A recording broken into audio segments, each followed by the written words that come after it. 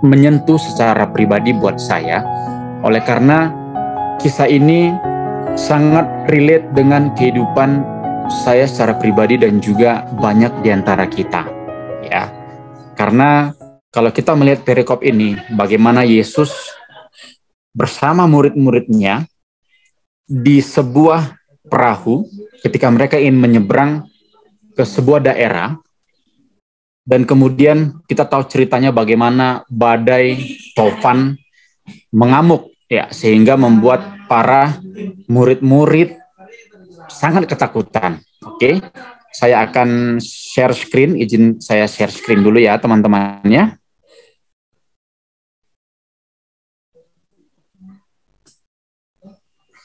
Oke, apakah sudah kelihatan ya?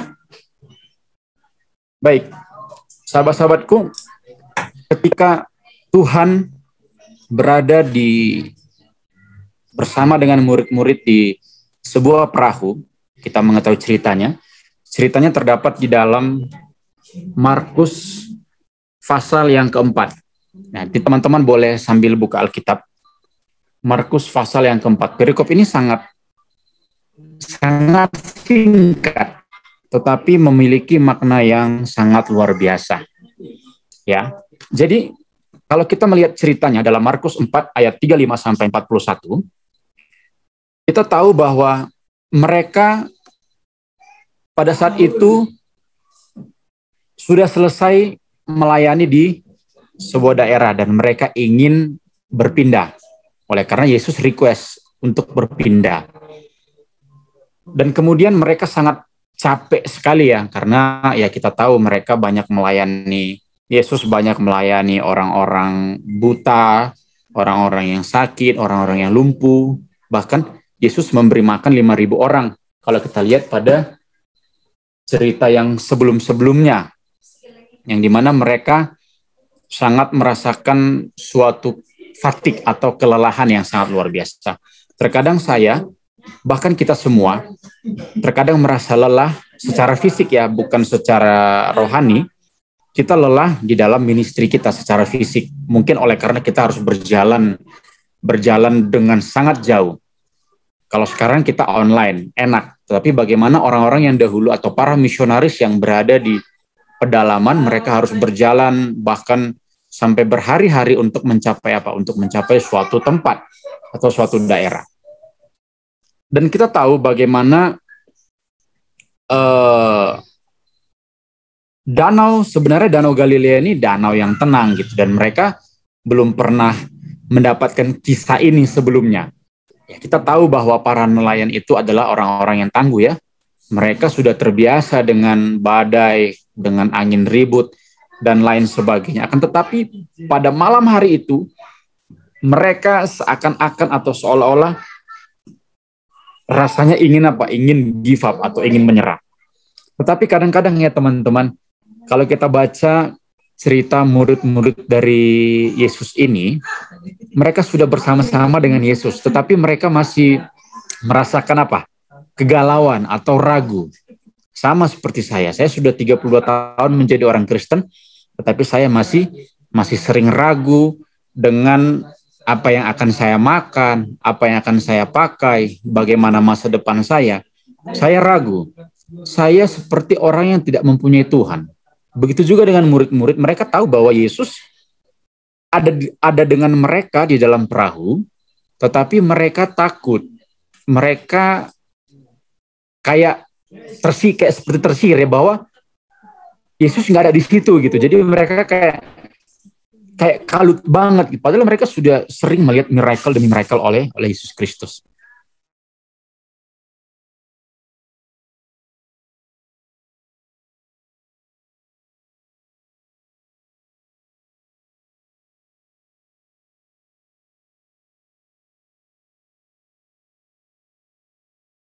Ini freeze kayaknya Junian Son Siagian.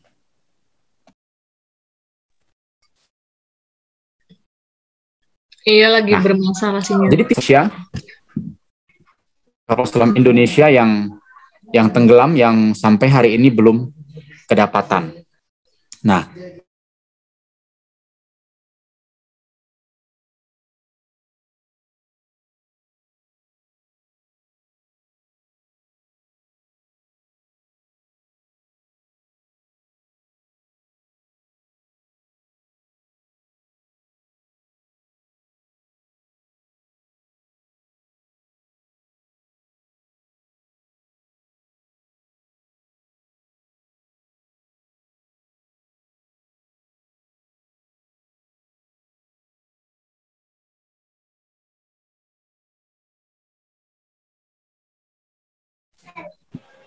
Halo? Halo Jun, tadi sempat nggak kedengaran suara sih. Matikan video aja lah. Ya, sorry. Aku kayaknya harus matikan videoku ya.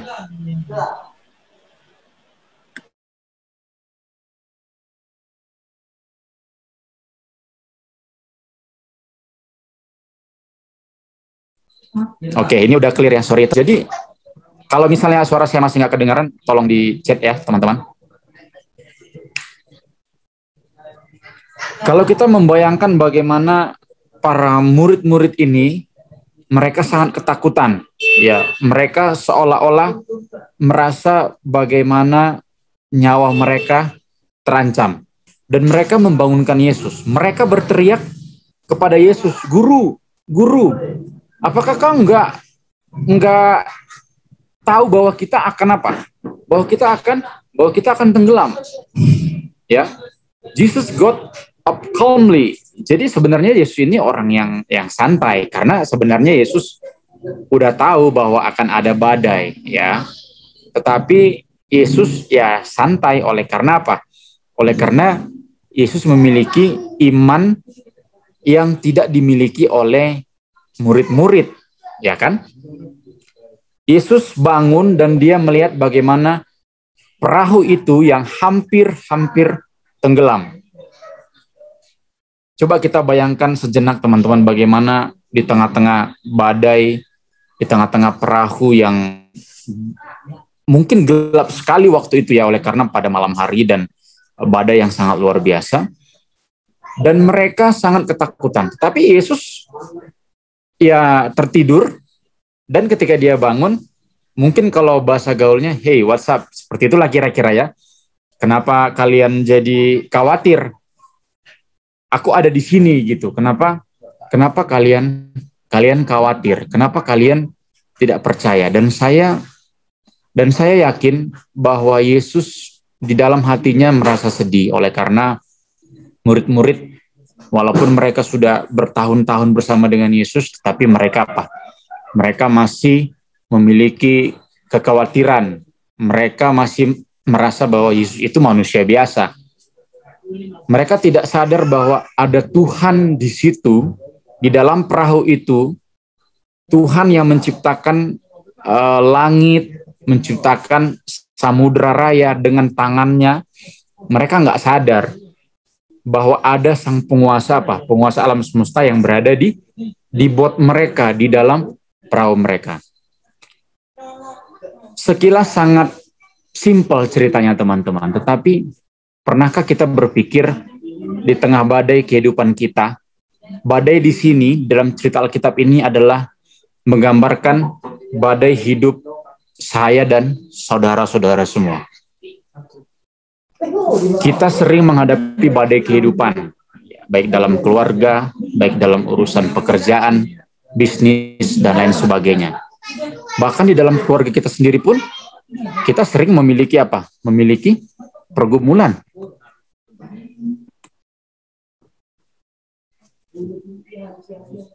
Oke, sekarang pertanyaannya yang banyak sekali kita dapatkan adalah, apakah kita bisa merasa tenang di tengah-tengah perahu kehidupan kita walaupun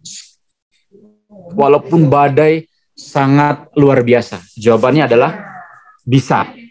Kenapa? Karena ada Yesus yang menjadi juru kemudi kita. Sahabat-sahabatku, kita tahu bahwa the great kontroversi atau pertentangan besar antara setan dan Kristus dimulai dari apa? Dimulai dari masa kekekalan. Kita tahu ceritanya bagaimana Lucifer, ya, dia merasa ingin menjadi seperti Tuhan. Dia ingin mengambil tahtanya Tuhan, dia ingin menyamai yang maha tinggi. Sampai sekarang setan sedang bertarung dengan Kristus. Ya, kita tidak bisa melihat pertarungan tersebut, tetapi kita bisa melihat bagaimana pertarungan sengit ini, dan kita tahu di akhir cerita siapa yang akan menang. Ya. Jadi ada pertentangan yang besar yang sedang terjadi di dunia ini, di mana setan sangat ingin sekali membunuh Yesus. Oke, Yesus atau setan ingin sekali untuk membunuh Yesus. Dia mencoba untuk membunuh Yesus ketika Yesus masih bayi. Dia menggunakan Herodes untuk menyingkirkan Yesus. Atau ketika setan mencoba Yesus agar Yesus menjatuhkan dirinya apa? Dirinya dari bukit, dari tempat yang tinggi ke bawah. Dan bahkan dia pernah ingin melempari Yesus dengan batu sampai mati. Setan ingin sekali ya untuk mesegel kubur Yesus agar Yesus apa? Agar Yesus tidak bangkit. Tetapi pada kenyataannya sampai saat ini setan tidak pernah menang untuk bisa membunuh Yesus. Jadi kalau kita melihat di akhir cerita, yang akan menang adalah Kristus sendiri yang akan datang untuk kali yang kedua untuk menjemput saya dan saudara-saudara semua. Dan setan seringkali merusakkan pikiran kita, ya teman-teman, di tengah-tengah badai kehidupan kita. Pertentangan yang sedang terjadi saat ini adalah setan ingin sekali menguasai pikiran saya dan saudara-saudara semua. Dia ingin kita percaya bahwa segala sesuatu, hal-hal yang buruk yang terjadi dalam kehidupan kita, itu oleh karena apa? Oleh karena Yesus. Dia ingin sekali untuk membawa kita ragu akan firman Tuhan. Nah, sahabat-sahabatku, ini adalah pertentangan besar yang sedang terjadi saat ini. Pertentangan yang kita tidak bisa lihat dengan mata jasmani kita. Tetapi pertentangan ini sangat luar biasa besar dan menuntut akan iman kita yang kuat, iman kita yang kokoh di dalam Kristus. Boleh salah seorang sahabat saya membacakan 1 Petrus 5 ayat 8? Boleh salah seorang, teman-teman?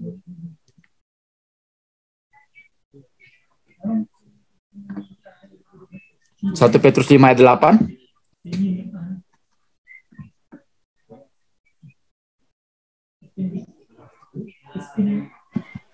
1 Petrus 5 ayat 8, sadarlah dan berjaga-jagalah, lawanmu si iblis berjalan keliling, sama seperti singa yang mengaum-ngaum, dan mencari orang yang dapat ditelannya. Baik, terima kasih. Jadi, teman-teman, setan seperti singa yang mengaum-ngaum untuk apa? Untuk mencari orang yang bisa bisa dihancurkannya. Jadi, badai kehidupan yang ada di dalam hidup saya dan saudara-saudara semua, kita nggak bisa lalui tanpa kita harus berdoa. Saya bikin slide di sini, double trouble, yang artinya adalah permasalahan yang sangat ganda atau permasalahan yang sangat luar biasa. Mungkin pencobaan-pencobaan atau permasalahan atau badai kehidupan yang datang di dalam kehidupan kita bisa saja datang dari keluarga kita, bisa saja datang dari teman-teman kita yang mencoba ingin membuat kita down, teman-teman. Ya, kalau kita melihat slide ini, kita ada di suatu kubikal ya, yang dimana jalan ke kiri mungkin bisa buntu, atau jalan ke kanan mungkin bisa buntu, atau jalan lurus pun mungkin bisa buntu. Itu adalah double trouble yang saya dan saudara-saudara semua rasakan pada saat ini. Bagaimana mungkin kita ketika kita saat ini ada yang sedang berkuliah, kita memiliki masalah finansial, kita belum bisa untuk membayar uang perkuliahan kita. Atau di antara kita saat ini ada double trouble bersama dengan keluarga inti. Mungkin di antara kita ada yang sampai hari ini tidak berbicara dengan ayah atau ibunya, tidak omongan dengan ayah atau ibunya, atau dengan kakak adik, abang, dan lain sebagainya. Oleh karena double trouble tadi, yang bisa membawa kita kepada hidup yang sangat down, itu adalah badai dalam kehidupan saya dan saudara-saudara semua. Nah, kalau kita melihat ya, teman-teman, ada sepeda, di mana ada seorang pria, dia membawa beban yang sangat luar biasa. Jadi teman-teman, pada saat ini kebetulan saya sedang mengerjakan lahan pertanian. Ya, saya juga kadang-kadang merasa double trouble, oleh karena saya kadang-kadang harus bawa beko, ya mungkin teman-teman tahu beko ya, beko dengan beban yang berat, ataupun ketika saya mencangkul dengan beberapa luas dan lain sebagainya, itu adalah double trouble yang saya alami seperti Bapak ini. Saya merasakan beban yang sangat luar biasa, atau karena saya sebagai kepala keluarga di dalam rumah tangga saya memiliki beban ganda, di mana saya harus bisa bisa survive di dalam kehidupan, bisa survive juga dan fokus di dalam ministry. Jadi nggak ada yang namanya hidup ini semanis semanis kue donat, atau hidup ini hanya rainbow and butterfly. Tetapi oleh karena double trouble yang kita alami di dalam kehidupan kita semakin kuat. Semua permasalahan dalam hidup ini yang tidak membunuh kita akan membuat kita kuat. Ya, kadang-kadang kita menangis kepada Tuhan. Apakah pencobaan-pencobaan ini Tuhan, kenapa ini terjadi dalam kehidupan saya? Tetapi kalau kita dapat uang 1 miliar, nggak pernah kita bilang, Tuhan, kenapa saya yang dapat uang 1 miliar? Ya kan? Nggak pernah ya. Tapi kalau datang permasalahan, Tuhan, why me Lord? Why me? Oke. Nah, unceasing waves, atau yang artinya adalah bagaimana badai kehidupan itu yang tidak henti-hentinya. Terkadang badai kehidupan yang mengancam perahu kita, bagaimana membuat kita hilang pengharapan, kemudian bagaimana banyaknya distraction di dalam kehidupan kita, dan kita melihat bagaimana pantai seakan-akan di depan kita itu nggak ada. Kita di tengah-tengah badai yang sangat luar biasa besar. Ya, teman-teman, saya mohon maaf kalau slide-nya saya bikin dengan bahasa Inggris, karena tadi saya berpikir ada teman-teman kita yang dari Malaysia, mungkin dari luar negeri, bisa sambil bisa lihat slide ya, slide dalam in English. Jadi sembari saya juga belajar untuk menggali bahasa Inggris saya. Jadi teman-teman, unceasing waves itu nggak akan pernah berhenti di dalam kehidupan kita. Ya kalau kita mati, ya barulah tidak ada beban pergumulan kehidupan. Sekarang saya mau kasih pertanyaan kepada teman-teman, mungkin bisa di chat, di kolom chat. Kenapa orang-orang kehilangan kedamaian di dalam hati mereka? Dan bagaimana caranya kita bisa mendapatkan kedamaian? Ada yang tahu teman-teman, kenapa kira-kira orang-orang kehilangan kedamaian di dalam hati mereka? Why do people lose their peace? Kadang-kadang badai itu masuk ke dalam kehidupan kita, ya, kita kehilangan kedamaian oleh karena, ya, the sea was angry. Laut bergelora, itu melambangkan kehilangan kedamaian. Murid-murid melihat bagaimana laut sangat bergelora dan mereka menjadi kehilangan damai. Mereka tidak tahu bahwa di dalam perahu mereka ada Yesus yang sedang tertidur. Ada Yesus, Sang Juru Selamat, yang sedang tertidur. Mereka takut, murid-murid takut. Mereka kehilangan damai. mereka merasa terancam. They were terrified. Mereka terasa terancam. Ya. Karena pun kita merasa terancam. Oleh karena apa? Oleh karena keraguan-raguan. Oleh karena sesuatu yang tidak berjalan dengan semestinya. Oleh karena sakit penyakit. Oleh karena financial crisis, kemiskinan, kemarahan, kecemburuan, prasangka buruk, kehilangan orang yang kita cintai, ataupun kehilangan pekerjaan, kehilangan properti, dan lain sebagainya. Ini adalah hal-hal yang bisa membuat saya dan saudara-saudara kehilangan peace, kehilangan damai sejahtera. Dalam Mazmur 119 ayat 105, boleh teman saya Ines boleh membacakan? Mazmur 119 ayat 105 ayat 165.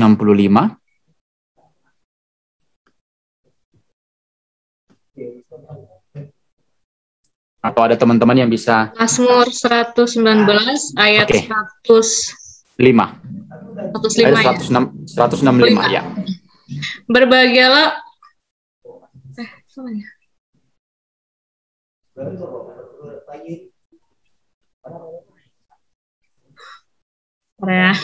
Oke, nggak apa-apa sih. Mazmur 119 ayat 165.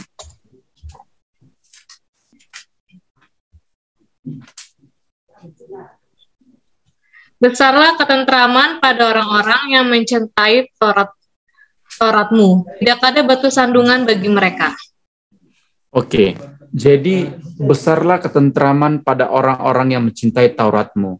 Tidak ada batu sandungan bagi mereka. Nah, jadi teman-teman, bagaimana caranya kita bisa mendapatkan kedamaian di tengah-tengah badai, di dalam perahu kehidupan kita, dengan cara mencintai firman Tuhan. Yesus pernah berkata, "If you love me, keep my commandment." Jika kamu mengasihi aku, turutilah perintah-perintahku. Jadi sahabat-sahabatku, pada malam hari ini, bagaimana caranya kita mendapatkan kedamaian? Ya dengan mencintai firman Tuhan, dengan merenungkan firman Tuhan siang dan malam. Kita tidak akan bisa bertahan di dalam kehidupan kita kalau kita tidak mempelajari firman Tuhan. Kenapa banyak orang-orang bunuh diri? Oleh karena mereka tidak memiliki kedamaian di dalam kehidupan. Ya. Jadi kedamaian datang kepada orang yang mencintai Tuhan dan firman-Nya. Ya. Jadi kedamaian datang kepada orang-orang yang menuruti akan hukum Tuhan, yang menjaga mereka dari batu sandungan.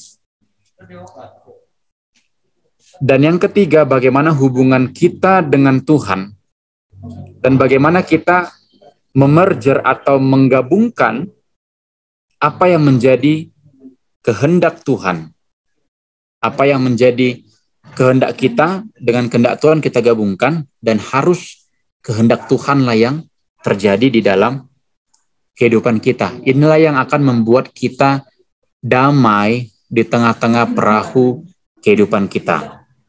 Saya mengatakan hal ini bukan berarti saya sudah damai sepenuhnya, sahabat-sahabat. Saya juga masih banyak pergumulan.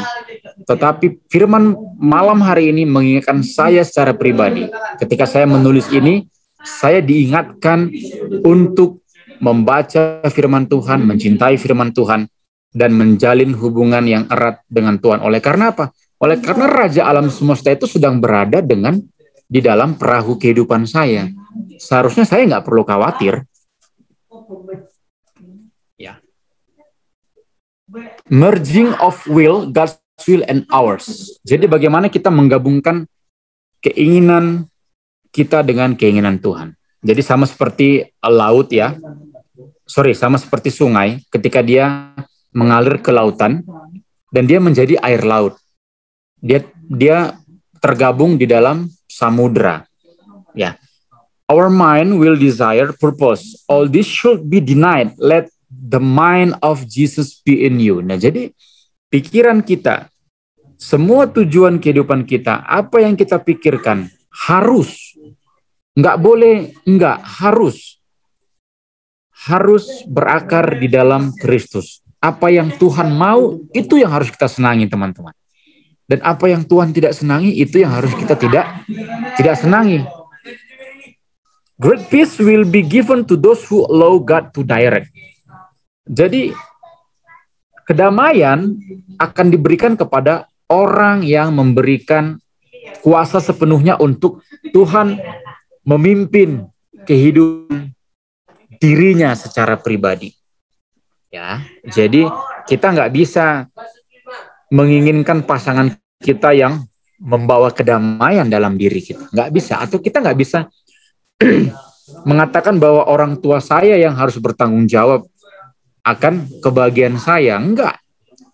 Hanya Tuhanlah yang bisa memberikan kedamaian di tengah-tengah perahu di dalam kehidupan kita, sahabat-sahabatku. Kedamaian berada di dalam penurutan. Ya, jadi ketika kita menurut akan firman Tuhan, memang ya banyak yang bilang bahwa penurutan itu adalah suatu hal yang melemahkan kita. Tetapi tergantung kepada siapa kita menurut, teman-teman. Kalau kita menurut kepada Tuhan, itu adalah perfect peace, in perfect obedience. Kalau kita berakar atau kalau kita taat di dalam Tuhan, kita akan memiliki kedamaian yang sangat luar biasa. Jadi teman-teman, sama seperti saya, saat ini kan saya berada di Samosir ya. Jadi kalau pagi-pagi itu saya bangun tidur, saya renungan pagi, habis renungan pagi saya akan cari oksigen sekitar jam-jam 7:30-8 pagi. Saya akan pergi di belakang rumah saya itu ada hutan pohon pinus. Jadi saya akan tarik oksigen sebanyak-banyaknya ke dalam paru-paru saya. Saya merasakan suatu kedamaian yang luar biasa. Oleh karena apa? Oleh karena suasana yang sangat adem, suasana yang sangat sejuk, ditemani dengan kicauan burung.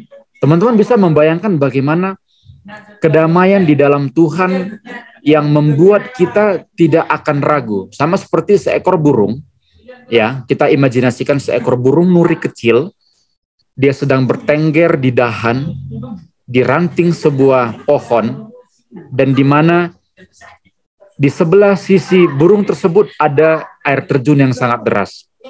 Tetapi si burung ini tidak merasakan takut, oleh karena dia merasakan kedamaian atau peace yang sangat luar biasa.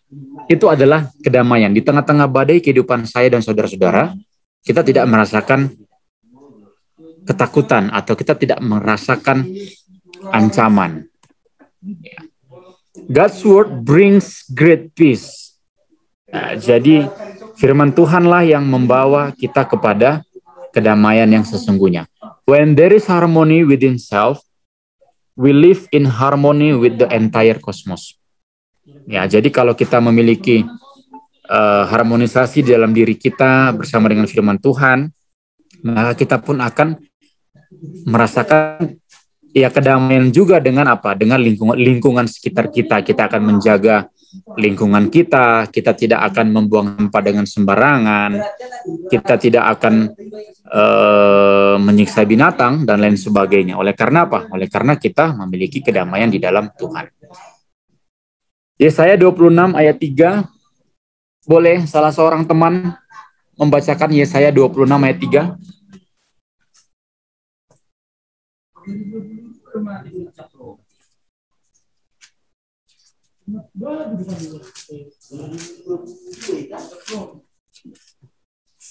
Yesaya 26 ayat 3, yang hatinya teguh kau jagai dengan damai sejahtera, sebab padamulah ia percaya. Amin. Jadi bagi siapa yang percaya kepada Tuhan, kita akan dijaga dengan firman Tuhan. Ya. Kedamaian sesungguhnya adalah kita fokus kepada Yesus.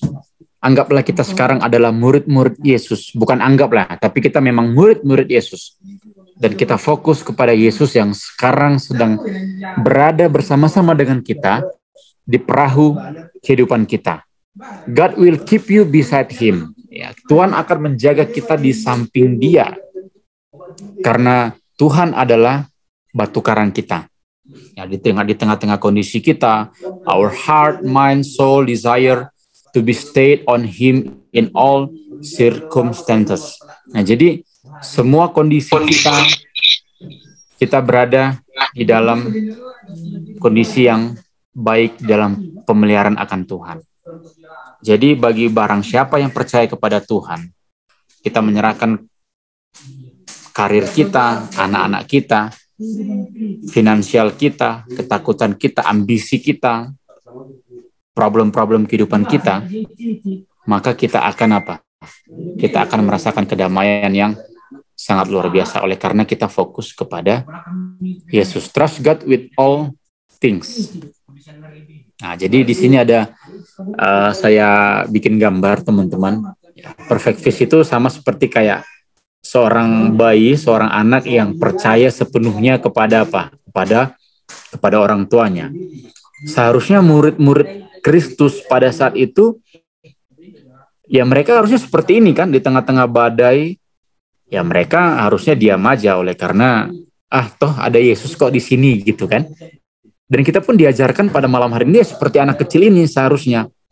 Tenang, santai di tengah-tengah badai kehidupan kita. Memang secara teori sangat gampang.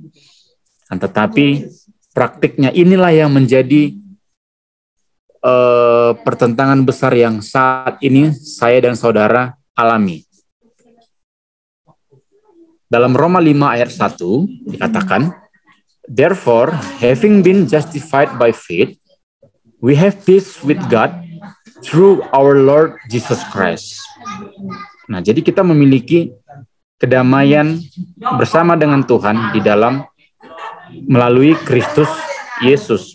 Sebab itu kita dibenarkan karena iman. Kita hidup dalam damai sejahtera dengan Allah oleh karena Tuhan kita Yesus Kristus. Kristus telah bayar segala hutang dosa kita ya teman-teman ya. Di mana Kristuslah yang menjadi penghubung antara dosa-dosa kita dengan hidup kekal. Hanya salib Kristuslah yang menjadi penghubung. Yang menjadi penghubung antara kita dan Bapa. Kita tahu bagaimana cerita Maria Magdalena atau seorang perempuan pelacur yang ingin dilempari dengan batu. Kita tidak akan membahas secara detail pada malam hari ini bagaimana cerita ini. Tetapi yang saya ingin garis bawahi adalah wanita ini merasakan kedamaian yang sangat luar biasa ketika Yesus datang untuk menolongnya dan memaafkan segala dosa-dosa yang dia perbuat. Yesus datang sebagai seorang sahabat. Yesus menjamah sanubari wanita ini. Yesus memberikan suatu kedamaian yang luar biasa yang dirasakan oleh perempuan ini, sehingga perempuan ini bertobat dari segala jalan-jalannya. Jadi teman-teman, hanya Yesuslah yang bisa memberikan kita kedamaian. Ketika kita memiliki damai seperti buah, ya kita berbuah banyak.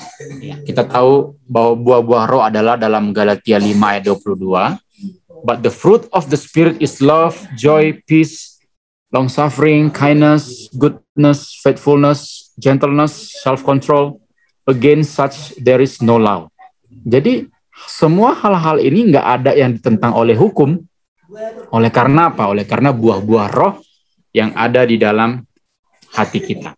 Dan hanya Holy Spirit atau hanya Roh Kudus sajalah yang bisa memberikan kita karunia iman yang kuat. Ya, sebagaimana kita bisa bertumbuh di dalam pengenalan akan firman Tuhan, bagaimana kita juga bisa membawa damai di tengah-tengah masyarakat, di tengah-tengah keluarga, dimanapun kita berada. Hanya Roh Kuduslah yang bisa memberikan kita buah-buah roh yang di dalam Galatia 5 tadi ya. Boleh slide-nya dinampakkan ya, 1 Timotius 2 ayat 22.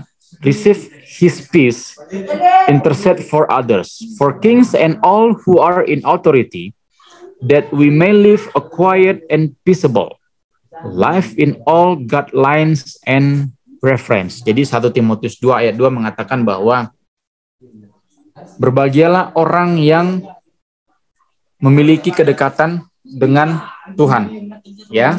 Bagaimana dia bersandar kepada Tuhan secara penuh. Saya akan bacakan ya teman-teman ya, 1 Timotius 2 ayat 2 dikatakan di sini, untuk raja-raja dan untuk semua pembesar, agar kita dapat hidup tenang dan tentram dalam segala kesalehan dan kehormatan. Nah, jadi kita dihimbau untuk hidup tenang, ya. Jangan khawatir dengan coronavirus. Oleh karena segala circumstances yang ada di dalam kehidupan kita itu sebenarnya nggak ada apa-apanya, teman-teman. Dan bahkan segala kekhawatiran kita itu sebenarnya nggak akan terjadi. Oleh karena rasa kekhawatiran kita lah yang membuat kita tidak memiliki kedamaian. 2 Korintus 13 ayat 11. Boleh salah seorang teman membacakan? 2 Timotius 13 ayat 11.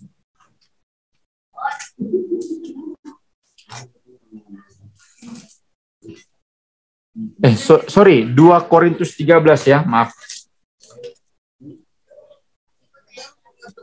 Ini ayat yang sangat luar biasa, ayat yang menjadi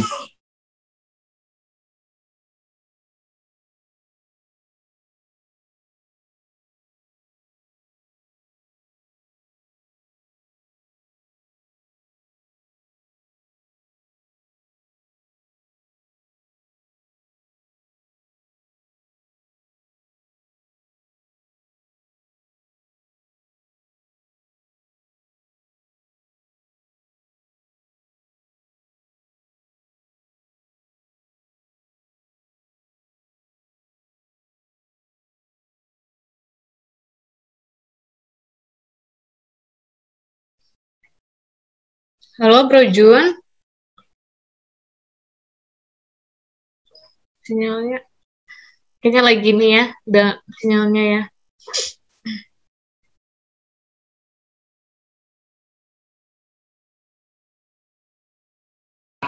Halo? Ya. Oke.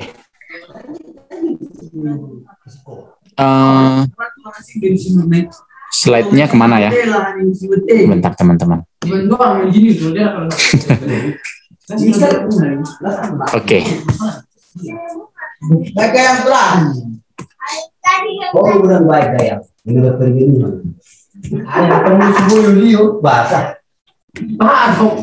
Jadi teman-temanku semua kita adalah anak-anak Tuhan ya. Dan berbahagialah orang yang membawa kabar baik dan yang pergi ke segala penjuru bumi ya. Yesaya 52 ayat 7. Jadi kita harus menjadi pembawa-pembawa kabar kebenaran dimanapun kita berada. Jesus calmed the sea.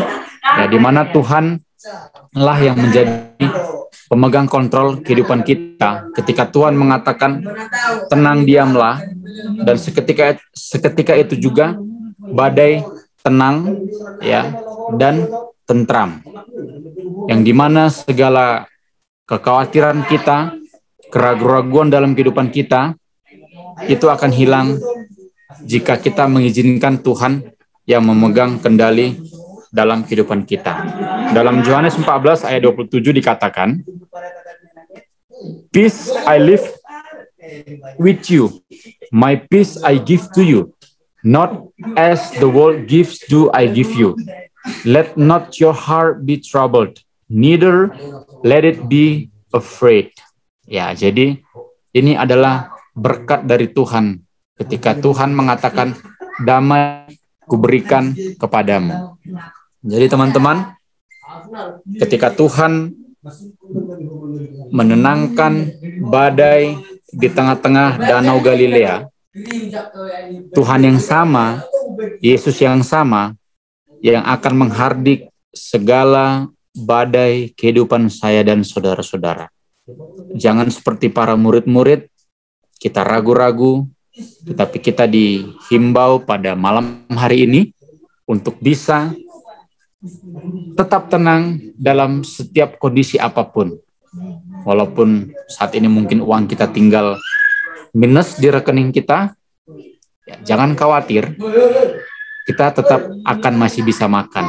Ya, percayalah bahwa Tuhan akan selalu bekerja di dalam kehidupan kita dan mendatangkan kebaikan bagi orang-orang yang mengasihi Tuhan. Peace, be still. Terima kasih teman-teman. Demikianlah firman pada malam hari ini.